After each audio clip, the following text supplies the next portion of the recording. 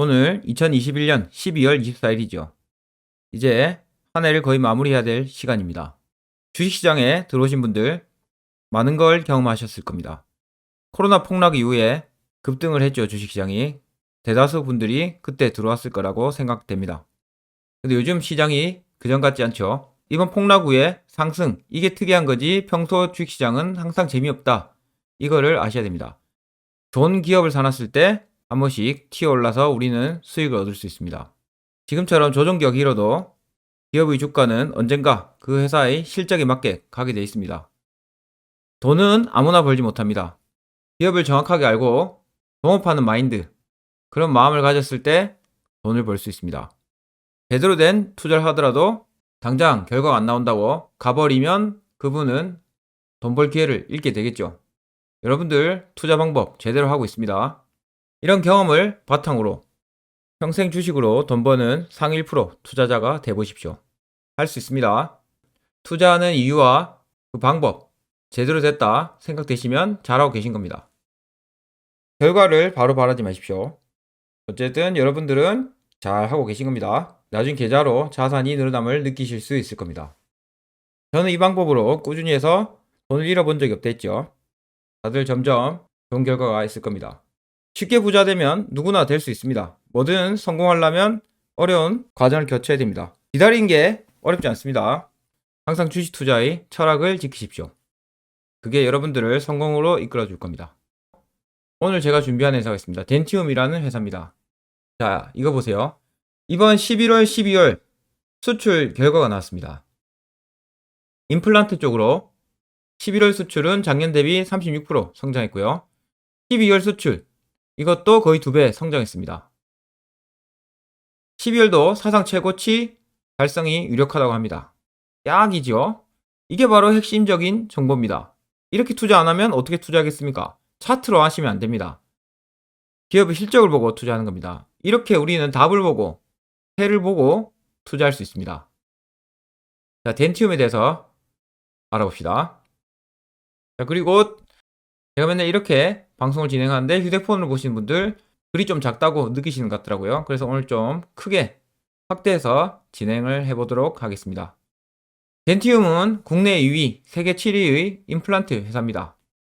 자, 크게 덴티움은 임플란트 제품을 주력으로 하고요. 국내 시장 점유율 2위, 세계 6위 기록하고 있다. 3분기 사업보고서 내용인데 시장 점유율이 한 단계 올라갔나 봅니다. 임플란트하고 디지털 장비, 토탈 솔루션 개념으로 제공하고요. 자체 기술로 개발해서 판매 중이다. 중국 및 아시아 중동 시장 중심으로 판매를 확대할 예정입니다. 중국이 어마어마하게 성장 가능성이 높죠. 임플란트. 그 사람들 이도 안 닦습니다. 제대로. 하루에 이를 2번 닦는 비중이 36% 정도밖에 안 된답니다. 우리는 거의 2-3번 닦지 않습니까? 중국은 그렇습니다. 그리고 임플란트 하고 있는 사람도 거의 없어요. 이게 바로 중국의 어마어마한 인구 대비 성장률이죠. 특히 성장성이 높은 중국 시장에 연평균 30% 이상의 높은 성장률을 기록하고 있다. 중국이 왜 중원가? 자, 중국 예전에도 여러 번 말씀드렸지만 중국 가운데 중에 나라국입니다. 왜 저가 가운데 나라인가? 우리나라가 중국인데 그렇지만 그 차이나 임플란트 수입 점유율이 90% 정도 된답니다.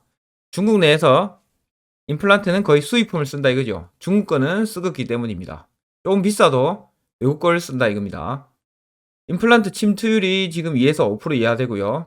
그리고 국내 임플란트 회사가 중국 내 점유율이 50% 이상 되는 실정입니다. 그리고 중국 사람들이 건강에 우려하는 6위가 치아라고 합니다. 이가 하나가 아니지 않습니까? 한 보따리 많으니까 그만큼 성장률이 높은 겁니다. 유럽 브랜드는 30% 정도 시장 점유율을 가지고 있었는데 22%로 감소 추세다. 우리나라의 임플란트 브랜드는 초고가는 아닙니다. 근데 중고가인데도 품질은 고가와 비슷하다. 이러면서 우리나라 인지도가 높아지고 있죠. 주요 제품 판매 현황 보시면 임플란트하고 디지털 기기가 매출 비중의 90% 정도 된다. 이런 실정입니다. 매출 실적 봅시다.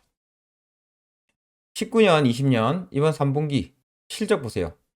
2군데 197, 3분기 만에 작년 거의 다 해먹었어요. 실적을 완료했다 이거죠.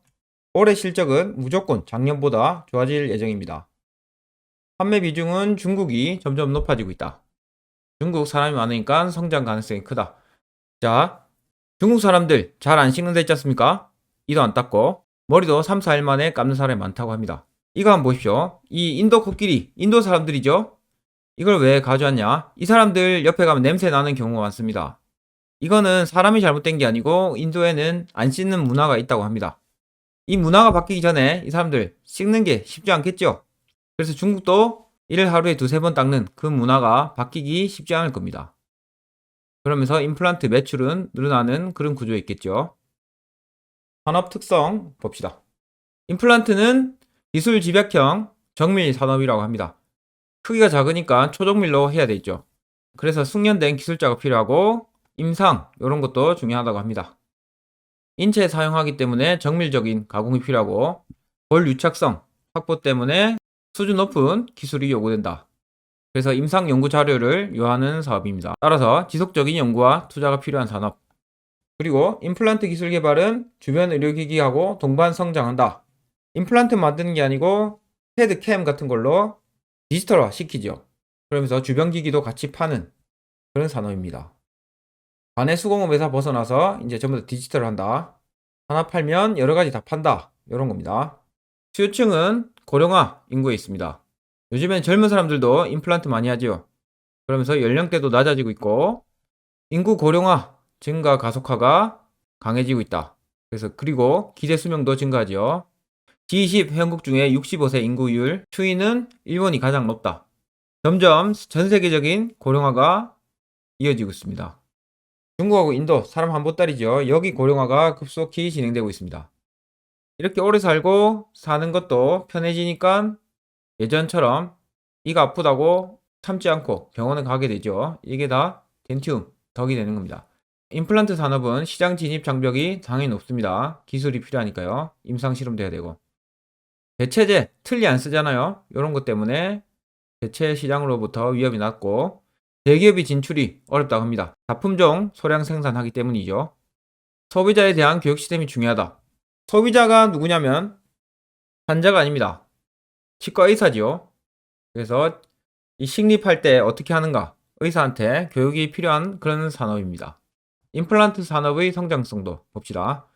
세계 1위 인구인 중국이 향후 5년간 CAGR 20%가량 될 거다. 엄청 가파른 상승입니다. 인도도 마찬가지입니다. 인도도 이제 도입 단계에 있지만 성장 잠재력이 엄청나다. 경기 변동 및 계절 민감도. 계절 상관없이 우리는 치과에 가게 됩니다. 그래서 민감하지 않다. 임플란트 보급률. 우리나라 같은 경우에는 가장 성숙한 산업에 있습니다. 다른 국가들은 거의 성장기 이쪽에 있죠. 여기 보시면 남쪽 코리아 인구 1만 명당 임플란트 판매량 보십시오.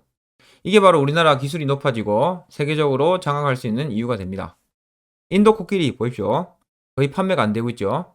이렇게 성장성 높고 확실히 보이는 미래 이런 데 투자하는 게 주식 투자입니다.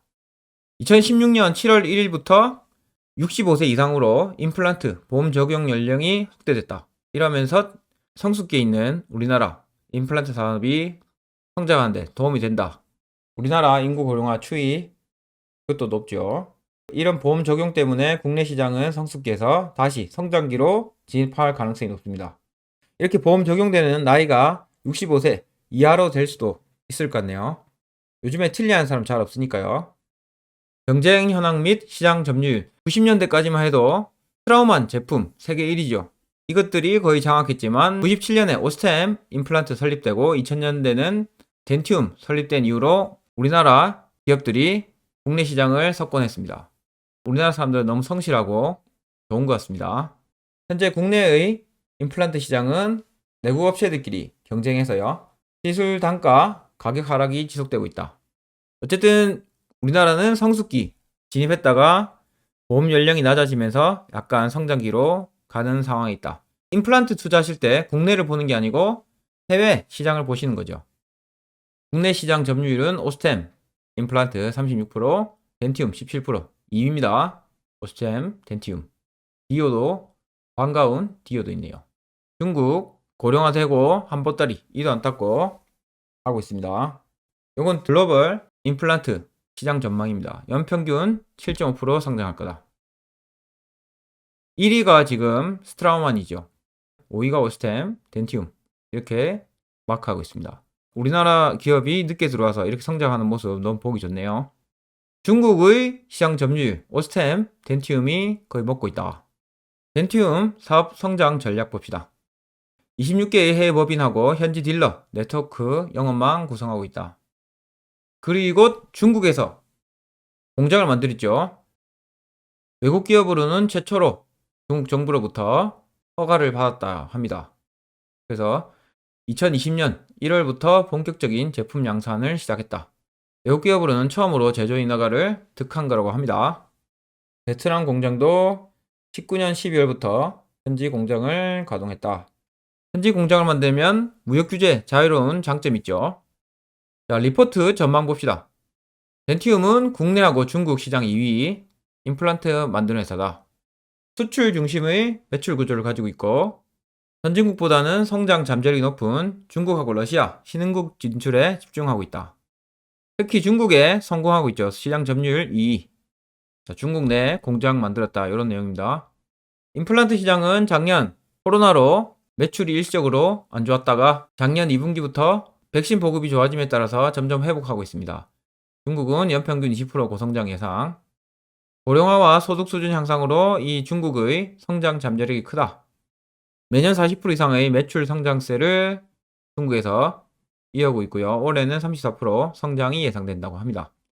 덴티움이 광교에 신사옥 만들고 해서 고정비 증가 그런 게 있었습니다. 요것 때문에 수익성이 좀 하락했지만 이제 판관비 통제하고 고정비 부담 완화로 수익성 개선이 될 예정이다. 19년 3월에 광교 신사업을 건립했고요. 매출 4천억 규모의 세파를 갖추게 됐다. 4천억이면 어느 정도 되냐? 지금 19년부터 2000년 매출이 2천억 부근에 있습니다. 그럼 4천억이라는 거는 엄청난 매출 성장 가능성을 보여주는 거죠. 2배 성장할 수 있다. 이런 걸 보여주는 겁니다. 세파를 만드는 이유가 있겠죠. 여기 더해서 향후 5년간 베트콩에 매년 130억씩 증설할 예정입니다. 요건 아까 본 내용이고, 자, 아까 우리가 봤던 판매 비중 내용입니다. 임플란트 시장은 연평균 8% 성장할 거고 중국 고령화 속도가 급속히 진행됨에 따라서 성장 속도가 더 가속화될 거다. 그리고 중국에 치과 의사가 있어야지 식립도 할 거 아닙니까? 그러니까 치과 의사 수가 계속적으로 배출되고 있고 요거는 더 성장을 가속화시킬 거다. 중국 65세 이상 고령화 추이 점점 강해지고 있습니다. 러시아에 코로나 발생하면서 성장이 주춤했는데 내년부터 본격 회복이 예상된다. 이가 썩었다고 미룰 수는 있지만 안 할 수는 없습니다. 계속 고통이 심해지니까요. 이것 또한 어쩔 수 없이 오는 미래입니다. 19년에 완공된 광교 통합 신사옥 요것 때문에 고정비가 계속 증가해서 영업이익률이 2년 연속 하락했다. 돈을 못 벌었다는 뜻입니다. 그럼 이게 일시적이죠. 그러면 올해나 내년쯤 이게 없어질 거고 투자했던 결실을 얻을 겁니다. 이번 영업이익률도 조금 안 좋아졌는데 요거는 광고비하고 지급수수료 증가 때문이었는데 이것도 일시적인 비용이죠. 이게 떨어졌다는 것은 주가에도 반영됐다는 뜻입니다. 그러면 오히려 저가 매수의 기회죠. 이번 3분기 리뷰를 보자면 러시아 쪽에 매출이 안 좋았는데 그거는 코로나 때문이다. 중국에도 세미나하고 인허가 관련 지급수수료 일회성 비용이 나왔다. 이건 회복될 거고 오프라인 마케팅 강화에 돈을 썼는데 22년도에 실적 성장에 기여할 거다. 자, 그럼 이제 덴티움 봅시다. 뿌짜뿌짜 덴티움 지금 이런 상황입니다. 차트 보이시죠? 똑같은 상황인데 이렇게 보면 안 좋은 게 아니고요. 오히려 싼 겁니다. 맞죠? 이제 여러분들 많이 아실 거예요. 차트를 보면 안 된다는 걸. 차트를 보면 살 수 있는 상황이 아니죠. 이때보다 오히려 가치 이하로 싸게 팔 때 그때가 훨씬 좋은 기회입니다. 꾸준하게 매출액 성장하고 있고요. 지금 이렇게 애매한 상황에 있습니다. 지금도 사야 될 이유가 있죠. 이거 보세요. PER이 엄청 낮습니다. 돈 벌어 들이는 거 비해서 주가가 싸다는 뜻이죠. 92,000원에서 52,000원 떨어지면 거의 50% 떨어졌네요. 꼭대기 물리신 분들 엄청 싫어하실 것 같아요. 이 기업을. 팩트는 이거죠. 얼마나 성장하고 있나 기업이. 연평균 18%씩 계속적인 성장을 하고 있습니다. 이런 기업을 찾아보십시오. 쉽지 않습니다. 티가 나도록 찾아야지 겨우 알 수 있는 그 정도예요. 그때서야 이런 회사가 더 대단하게 보이실 겁니다. 아주 좋은 기업이죠. 영업이익률도 20% 가까이 된다. 이익도 꾸준히 남기고 있고요. 자, 매출액 작년 대비 올해 증감률 32% 40% 계속적으로 증가하고 있습니다. 영업이익도 한 보따리 증가했죠. 이걸 보시면 느낄 수 있는 게 코로나로 인한 단기적인 전 세계적인 악재, 이런 거는 기업 매수할 때 아주 좋은 기회입니다. 회사가 잘못된 게 아니면 그거는 매수 기회입니다. 너무 좋죠? 뻔하죠? 그러면 이번 오미크론 변이를 대하는 여러분들의 자세는 어떠겠습니까? 오히려 싸게 살 수 있는 좋은 기회예요. 요 색깔 한번 통일성 없게 만들어 봤습니다. 정해진 대로 하는 걸 전 별로 안 좋아합니다. 자, 오늘 날짜 21년 12월 24일이고요. 전년 EPS가 2037, 올해는 4437 EPS 예상입니다. 거의 다 해왔죠? 뻗째뻗째. 작년에 총 EPS가 2037인데 벌써 올해 3339입니다. 작년 넘어섰죠? EPS가. 그런데 주가가 안 움직입니다. 그리고 매출액도 보십시오. 16년, 17년 그때보다 2배 가량 높아졌습니다. 근데 주가는 반도 안 왔습니다. 돈은 잘 버는데 주가가 안 움직인다. 그러면 어떻게 하겠습니까? 당연히 사야겠죠? 자, PER 수익 대비 주가입니다. 이게 낮을수록 싸다는 거죠. 항상 20배 이상 대접을 받아왔다가 지금 PER이 15입니다. 올해 예상 EPS가 437이니까 현재 가격 66,600원이죠. 목표 PER을 20으로 해서 목표 가격은 89,000원 정도 되겠네요. 33% 수익률입니다. 이걸 했다가 내년에도 또 성장할 예정이죠, 이 기업. 그러면 실제로 실적이 잘 나오고 사업 추이가 괜찮다. 그러면 계속 홀딩 하시는 겁니다. 그럼 엄청난 수익을 얻을 수 있을 거예요. 매년 30%씩 복리 수익 괜찮지 않습니까? 매년 30%의 복리 이자를 은행에서 받고 거기에 대한 배당도 매년 더 많이 받으실 겁니다. 이런 회사를 장기로 키우면 내 노후에 자금이 되겠죠. 제 사촌 여동생 20살이었을 때부터 저는 노후를 준비하라고 했습니다. 근데 요게 열심히 준비 안 하더라고요. 그러니까 언제나 나이에 상관없이 노후를 준비해야 됩니다. 5살인 아도 노후를 준비해야 됩니다. 빨리 준비하면 30살 때 은퇴할 수도 있는 겁니다. 그러니까 이번 목표 33% 수익률을 잡고 이 덴티움 성장하는 회사 투자해 봅시다. 다 같이. 연말 잘 보내십시오. 다음 주 아직 남았네요. 다시 봅시다. 끝.